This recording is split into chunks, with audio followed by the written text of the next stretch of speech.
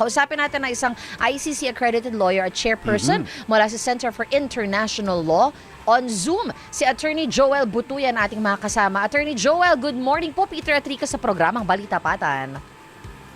Magandang umaga, Peter, Enrica, at sa lahat ng ating nakikinig ngayong umaga. Hi, Attorney Joel. Thank you for spending some time with us this morning. Kasi po, pag ang pinag-usapan ICC at kung ano-anong mga moves and appeals and requests ng both prosecution tsaka defense, medyo ang hirap pong intindihin ng normal na tao, ay pangkaraniwang tao kagaya namin ni Rica. Number one po na tanong namin, bakit po ba yung lawyer ng mga biktima against former President Rodrigo Duterte ang siyang nagsabi sa ICC na kailangan i-grant siya ng varying standard time limit o I guess more time para po sagutin nga yung defense's move to disqualify ICC Chief Prosecutor Karim Khan. Ano, di ba dapat yung korte po ang sumagot noon? Bakit pati yung defense lawyer? Yes, lawyer of the victims. Correction. Oo. Tama ka, Peter, no? Noong August 15, naghain ng request yung tumatayong abogado ng mga biktima sa ngayon ng additional time para mag-submit ng kanyang counter-arguments sa may disqualification request against Mr. Karim Khan na final ng Defense Counsel, Mr. Kaufman, no? Ang sinasabi niya is hindi siya nabigyan ng kumpletong dokumento at ebidensya na inihain ni Mr. Kaufman. Kung baga, hinihingi niya na yung 10 days na para siya ay sumagot ay i-count from the time na mabigyan siya ng kumpletong mga dokumento dahil maraming mga fina-file na mga tinatawag na redacted, no? Na ginagawang confidential, no? Pero merong bagong balita, Peter, no? Yeah. Connect ko kanina yung site ng ICC at si Mr. Kaufman ay may final na bago na submission sa ICC. Wini-withdraw na niya yung kanyang motion na disqualify si Karim Khan. Okay. Ano po ang naging rason? Bakit wini-withdraw? Kasi merong sinubmit si Mr. Karim Khan explaining kung ano yung role niya, no? Before he was appointed as ICC prosecutor, no? Dahil ang sabi ni Kaufman, ni Defense Counsel Kaufman, na si Mr. Karim Khan ay tumayong private lawyer ng mga biktima bago siya appoint na prosecutor. At sinasabi niya na ito ay magiging conflict sa kanyang role bilang ICC prosecutor. Yeah. Dahil ikaw ay ICC prosecutor at ikaw ay nag-iimbestiga, hindi lang yung mga ebidensya na pabor sa mga biktima ang kailangan mong halungkatin, kundi yung mga ebidensya rin na magiging pabor sa defense, no? So, sinasabi ni Mr. Kaufman na conflict dahil as private lawyer for the victims, Yes. obligasyon lamang ay para sa mga biktima, no? While nagkaroon na siya ng bias in his conclusions na pabor sa mga biktima, no? Pero ngayon, with the explanation of Mr. Karim Khan, na sinasabi niyang medyo redacted yung mga explanations, na pero Opo. we can decipher from the submission of Mr. Kaufman na in-explain ni Mr. Karim Khan na yung involvement niya sa situation in the Philippines noong 2018 ay hindi bilang abogado, hindi bilang abogado. So, in-accept naman ni Mr. Kaufman itong explanation na ito. And sinabi niya na he is no longer seeking the prosecutor's disqualification. In other words, yung pong lawyer ng mga victims, wala na po siyang dapat na gawin dahil it's water under the bridge. Kaya nga, kasi winidraw na. Tama yan, Peter. Magiging moot na yung kanyang request for additional time. Okay. So let's go to another issue na bukod dun sa disqualification ni Karim Khan. Ano po, Attorney Joel? Sabi po ni VP Sara, kine-question ng defense ang ICC authority over former President Rodrigo Duterte.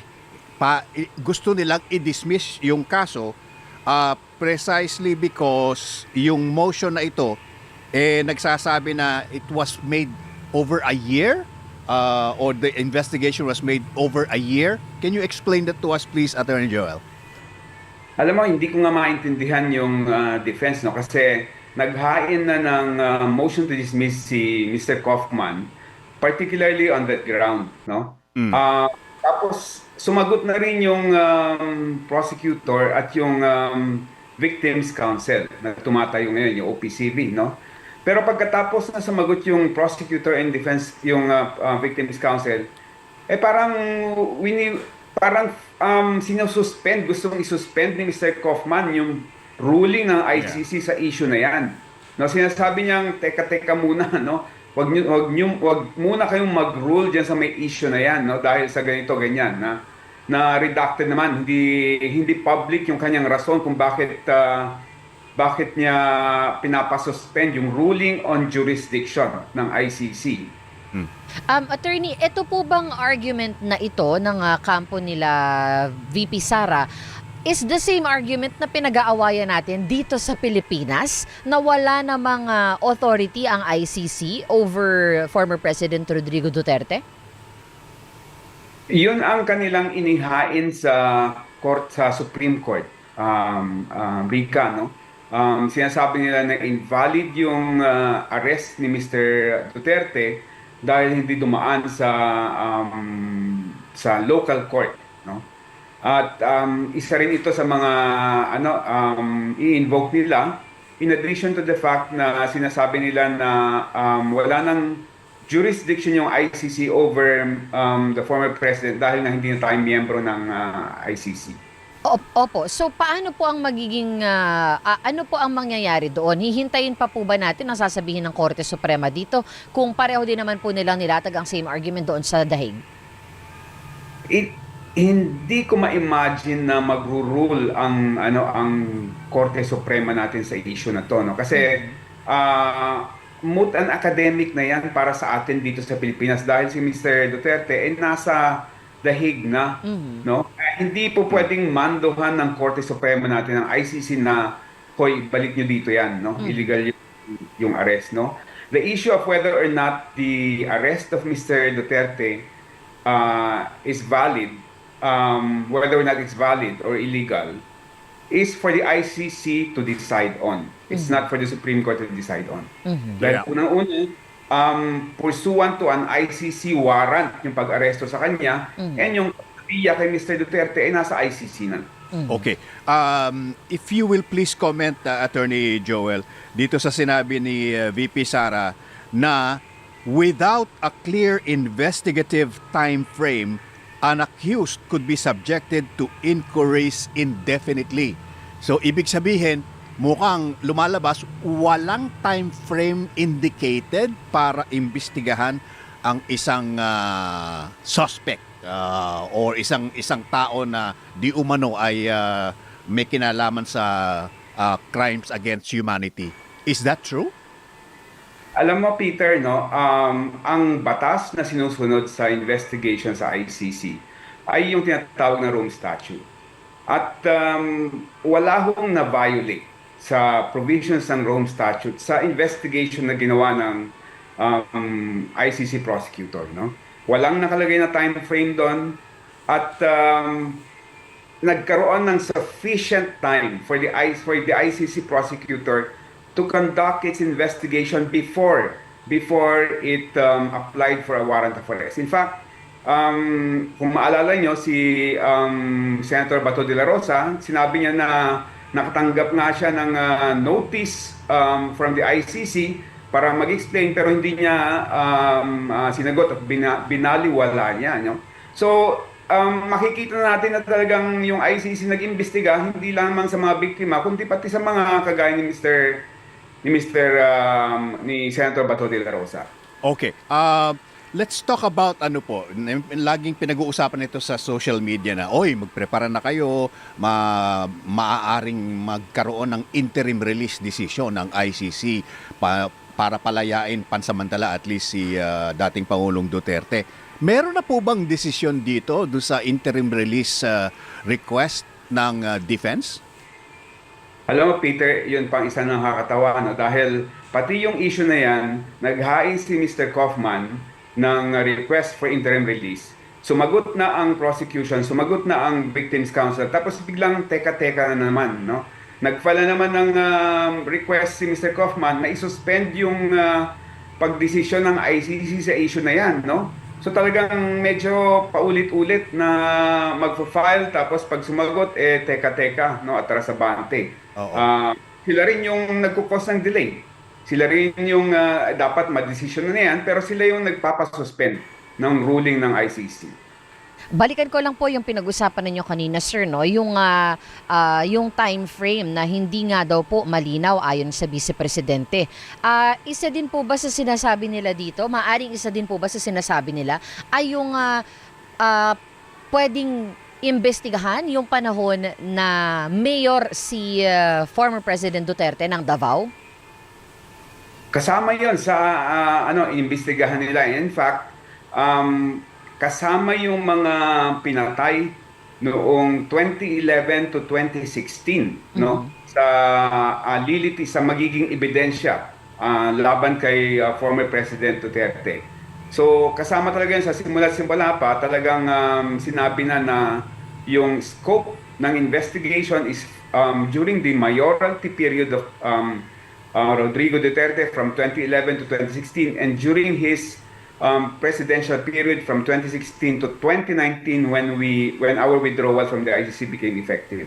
So, maari po ba natin masabi na malinaw talaga na tinitingnan na ang dating Pangulong Duterte ay tinitingnan kung nagkaroon talaga siya ng paglabag sa human rights, hindi lamang doon sa EJK noong administrasyon niya as a president? Malinaw 'yun, Rica, no? Kasi ang teorya ng prosecutor ay inuna nila sa Davao, no? Tapos yung scheme nila, yung modus operandi nila sa Davao ay ginawa nilang national nung naging president si Rodrigo Duterte. Malinaw 'yon na talagang kinopya nila yung patakaran nila sa Davao at ginawa nilang national nung naging presidente si Rodrigo Duterte noong 2016. Matagal pa po ba bago maipasok sa usapan yung ibang key players na kasama ni Pangulong Duterte sa dito nga po sa pagsasagawa nitong supposedly ay kung meron mang human rights abuses na nangyari? Yung usapin ng kung meron pang additional na magiging defendant, no, o magiging subject ng warrant of arrest, doon sa may application for warrant of arrest against Rodrigo Duterte, makikita mo doon na meron pang merong siyam, no? May reference to 9 others who are perpetrators of the former president. Pero redacted o confidential yung mga pangalan. Kung kailan or kung talagang itutuloy yung kaso laban itong sa mga siyam na to or kung ilan sa kanila, kagaya nung nangyari dun sa may investigation kay Mr. Duterte, confidential lahat yung mga proceedings dyan and talagang lalabas na lang yung warrant of arrest kung lalabas man. Okay. Last na lang po, Attorney Joel, from me. Ano po? Yun pong confirmation of charges hearing will be on September 23. Tama po ba? 23 to 26, Peter. Okay. Several days pala yun. Ang tanong po ng marami is, yung mga di umano ay bibigyan pa at magiging subject pa ng warrants of arrest manggagaling sa ICC. Palagay ba ninyo it will come before that confirmation of charges hearing sa September 23 or palilipasin na muna yung September 23 and then moving forward baka doon mangyari yung paglalabas ng warrants? Alam mo, Peter, tansya ko lang hindi siguro mangyari before September 23 dahil ang daming ginagawa yung prosecution in preparation for the confirmation of charges, no? Dahil magprepresenta sila ng ebidensya to really convince the ICC na kailangan magkaroon ng trial sa kaso ni Mr. Duterte. So talagang tingin ko sa dami ng kanilang ebidensyang inaayos, hindi mangyayari before September 23. Ayun, okay. So, pag-usapan naman natin yung Humba. Hindi, medyo ano to, Attorney Joel. Nasa Pilipinas ata si Off Attorney the- Joel. Off the agenda, ano po. Ang tanong ko lang, so nandun pa si Attorney Harry Roque sa The Hague. So does that mean po na buhay pa rin yung kanyang request for asylum? Well, may lumalabas na sinasabi ni DOJ Secretary Remulla na na-deny, tapos naka-appeal siya. Sinasabi naman ni Attorney Roque na hindi pa denied and pending pa, no? So until na makakita tayo ng mga dokumento showing kung ano yung talaga yung status, hindi natin alam yung kung sino yung totoo, no? Yeah. Pero ang sabi ng mga abogado sa